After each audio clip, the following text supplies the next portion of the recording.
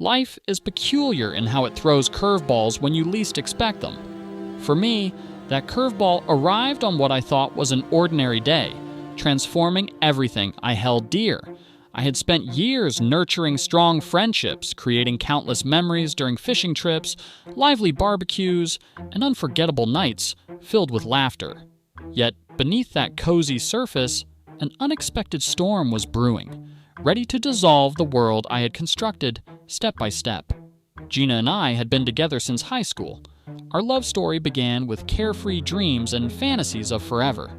After graduating, I focused intently on building a future for us. I started a landscaping business from scratch, pouring both passion and grit into it.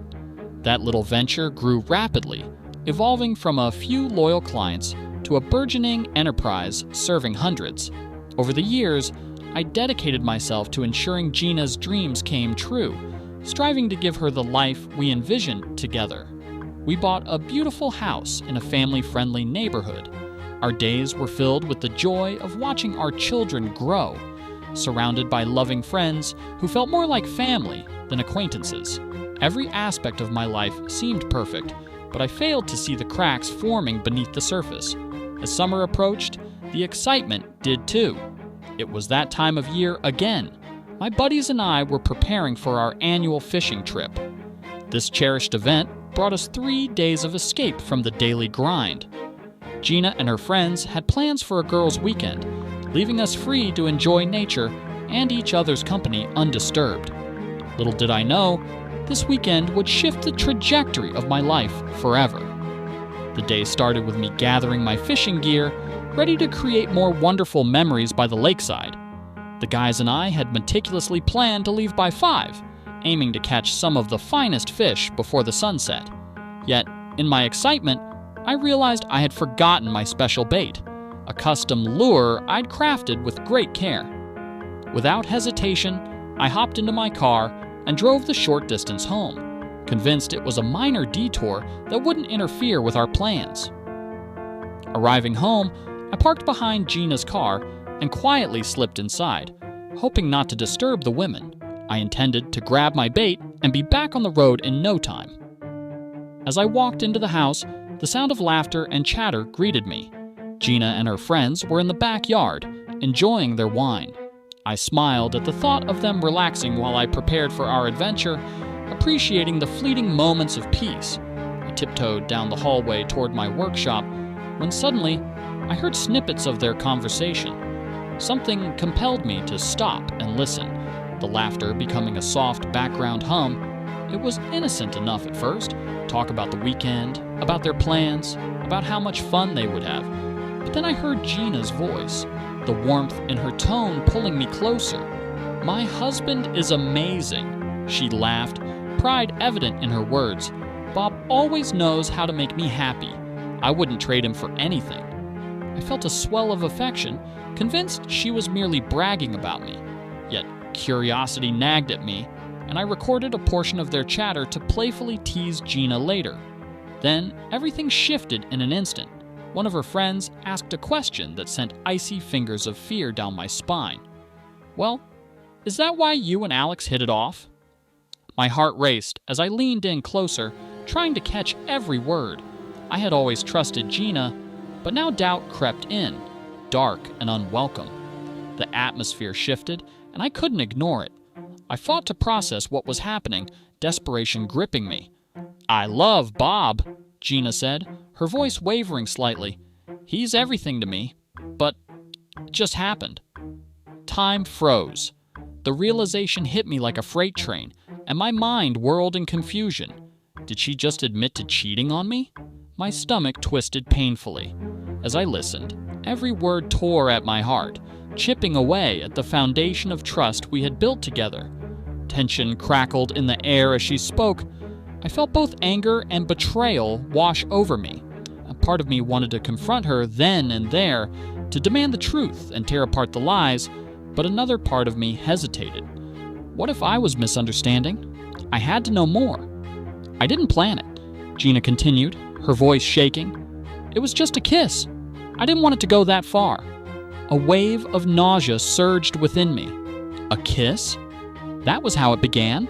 I was frozen in place, a silent observer of my own heartbreak. Gina had admitted to sharing an intimate moment with a man I considered a friend, a colleague named Alex who had been working with me over the years. Determined to learn more, I pressed closer to the window, my heart pounding in my chest. It was just supposed to be a comforting gesture, she explained. He was feeling so lost after his breakup. He needed someone. Each word felt like a knife, driving deeper with every revelation. Betrayal, pain, and disbelief swirled within me, creating a storm I could hardly grasp. I had built a life around her, around our family, convinced we were a team. Yet here she was, unraveling the secrets that had been hidden just outside our cherished home. "But you said it meant nothing," one of her friends pressed, incredulous. "I thought it didn't," Gina responded, "but after that kiss, everything changed." I couldn't breathe. Was it really just a kiss, or had it been much more? My mind spiraled with the possibilities. Was this the tip of the iceberg? Had there been more? The questions gnawed at my insides. I felt a primal urge to confront her, to demand answers, but I stayed rooted in place, paralyzed by fear and uncertainty. We had a moment of passion, but I pushed him away. Gina continued. I told him it could never happen again. Each confession felt like a smack to my heart. As tears began to fill my eyes, I felt trapped in a narrative I never wanted to be part of. I had to confront her, but how? I wanted to shout, to shake her until she understood the gravity of her actions, but something inside whispered that I needed to stay calm. "But it happened again, didn't it?" one of her friends challenged. "You don't just kiss someone and stop." My fists clenched involuntarily, the anger boiling up within me. Gina hesitated, and in that moment, I knew. I knew the truth would shatter everything I had once believed. The silence felt like a scream echoing between us. "It was a mistake," Gina admitted, her voice almost a whisper. I felt guilty, but it was hard to resist. A part of me wanted to crawl out of my heart and escape the pain that ripped through me. How could she be so selfish? How could she do this to our family? The emotions consumed me, leaving me teetering on a ledge I had never wanted to approach. Images of our life together flashed before me, our wedding day filled with promises and dreams, the laughter of our children echoing in our home. And here was my wife, the woman I had devoted my life to, unraveling our shared history in mere minutes. "What did you do with him?" I finally demanded, the words bursting forth from my clenched throat. Gina hesitated, the weight of guilt hanging between us. Finally, she began to recount the tale of her indiscretion. Through it all, I stayed silent, the torment clawing at my soul. After that kiss, I made it clear that it was a mistake, she said, softly, her tone filled with regret. But he invited me over for dinner as a friendly gesture. I shouldn't have gone, but I could barely contain myself. But what? The silence stretched on, and then, almost timidly, she revealed, "We ended up in bed." The room spun as the words washed over me. It felt like the floor was collapsing beneath my feet.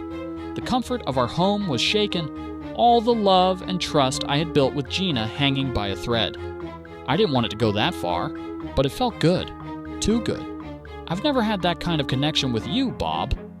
That one statement pierced through me, a painful realization that my wife sought satisfaction elsewhere. Memories of our moments together flashed through my mind. Were they now overshadowed by her guilt and betrayal?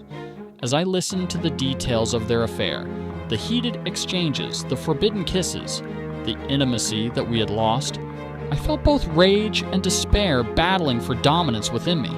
It was undeniable how deep the cut went. Gina's voice trembled as she admitted, "After it happened, I told him it couldn't continue. I thought it would just be a fleeting moment, but I can't stop thinking about it. Even in the depths of my despair, I wanted to believe there was still hope for us. I needed her to feel remorseful, to understand the devastation she had inflicted." "You told him it meant nothing," a friend chimed in, but I barely heard her. My world had become a blur of hurt and anger. "I do love you," Gina stated, her voice wavering. "But I've thought about those moments with him when we're together. They haunt me." Those words cut through me more than the betrayal itself. Here we were, caught in a web of secrets and pain, while our beautiful life began to unravel one confession at a time. How could I continue after hearing that? I felt like a spectator in my own life, and the urge to run gripped me. I could no longer listen. The weight of her admissions was more than I could bear. Stepping away from the window, I fought for air, my heart pounding in my chest. In that moment of despair, I realized something crucial. I needed to regain control. I could no longer sit idly by while Gina and her friends dissected our relationship as though it were nothing more than gossip. I had to confront my wife, to demand answers, and to make her fully understand the consequences of her actions. At that point, the air felt laden with tension as I gathered my thoughts. I couldn't allow myself to be broken. I had built a life for us, and I was going to fight for it, no matter how hard. My emotional turmoil turned into a newfound determination. Taking a deep breath, I stepped back into the house. Each footfall echoed like a challenge. With my heart racing, I found Gina still laughing and sharing secrets with her friends. Blissfully unaware of the storm brewing just outside, I felt the molten anger bubbling within me, but I reminded myself to keep calm. I was not going to crumble. "Gina," I called, my voice steady yet commanding. She turned, surprised to see me. There was no feigned ease or joyful chatter. The laughter faded as I stepped into the yard. The color drained from her face as realization dawned on her. "Bob, we need to talk," I interrupted, cutting through the air like a knife. The friends exchanged nervous glances, sensing the weight of the moment. "Now, just us." They hesitated, clearly wanting to stick around, but I could feel the tension rising. I noticed how Gina's friends shared uncertain looks. They didn't know if they should stay or leave. Finally, they filed away and left us alone, sensing the gravity of our impending conversation. Gina stood there, shifting anxiously from foot to foot, her eyes wide with apprehension. "I didn't want you to find out like this." "Then how did you want me to find out?" I shot back, every bit of hurt pouring forth. "Hearing it from someone else? Or maybe just burying it deep until it consumes us?" Her face twisted in pain at my words, but I continued, unrelenting. "You need to explain why you felt the need to turn to Alex. You need to understand what you've done." Tears began to glimmer in her eyes, but I couldn't let them sway me. I had spent so long trying to support her, trying to make our marriage work. And yet, here she was, revealing a side to her I never thought I'd see. "I don't know, Bob. I just lost my way," she admitted, her voice trembling. "Things have been hard. I thought I was just reaching out for comfort. I didn't think it would go that far. And now? Does it mean nothing to you? To us?" My voice broke, revealing the rawness of my feelings. "It does mean something," she rushed to say, her eyes filled with desperation. "I love you, Bob. You have to believe me. I just made a horrible mistake." The tears fell freely now, and I felt my heart waver, but I couldn't let it. "What do we do from here? How do we fix this?" The words hung heavy in the air. I had been ready to fight for our family, but how do you fight against your own heart? My vision blurred as I searched her eyes for signs of remorse, for understanding, for remorse. What was left for us now? Would our love be strong enough to mend the shattered pieces? As Gina opened her mouth to respond, the returning laughter of her friends interrupted the moment, reminding me that we weren't alone in this turmoil. I took a step back, needing a moment to breathe. The chaotic swirl of emotions inside me felt overwhelming, but from somewhere deep down, a voice emerged, thrumming with determination. I refused to let this just go. I would confront the situation head on. "I want to talk to Alex," I finally said, my voice calm yet firm. "He needs to know exactly what he did to my family." Gina's eyes widened, a look of panic flooding her features. "No, you can't. That will only complicate things." "Complicate?" I echoed incredulously. What could be more complicated than this? The anger bubbled up and I struggled to keep it at bay. Her friends had no idea what was unfolding, and I didn't want them dragged into our turmoil either. But standing in front of her, I realized I was more than just angry. I was devastated and heartbroken. "You can't confront him, Bob. Please." "Why not?" The question hung in the air, creating a tangible tension, one that rippled through our bodies. "Because it was a mistake. It was never meant to go this far. I'm begging you to understand." I saw the sincerity in her eyes, warring alongside my growing anger. She had admitted to her betrayal, but could I forgive? Could I look past the damage wrought upon our family? With every confession, I felt the foundation of our marriage shake, and I ached to understand how it could crumble so easily. Betrayal and folly stood between us now, blocking love that had once flourished.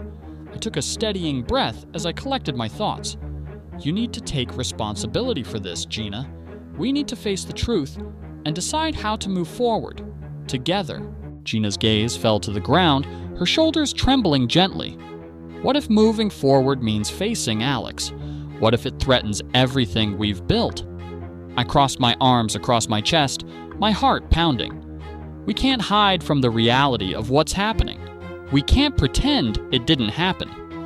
In that moment, I held her gaze, searching for any sign that she understood the weight of those words. It was a painful realization, recognizing that trust, once lost, would remain an uphill battle. "I'll speak to him, but I need you there," I said finally, voicing my reluctant decision. "We need to set things right." Gina's expression morphed into surprise. "You want me to confront him with you? Why would you do that?" "Because we need to tackle this together. If we're ever going to rebuild trust, it has to start now."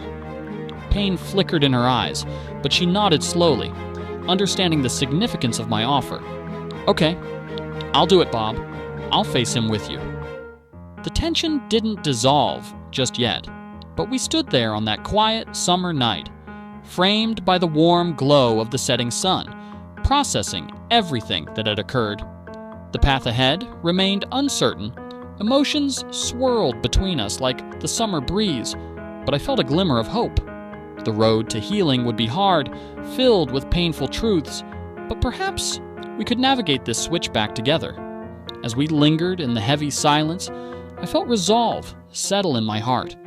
No matter how devastating this chapter was, I would not bow down to betrayal.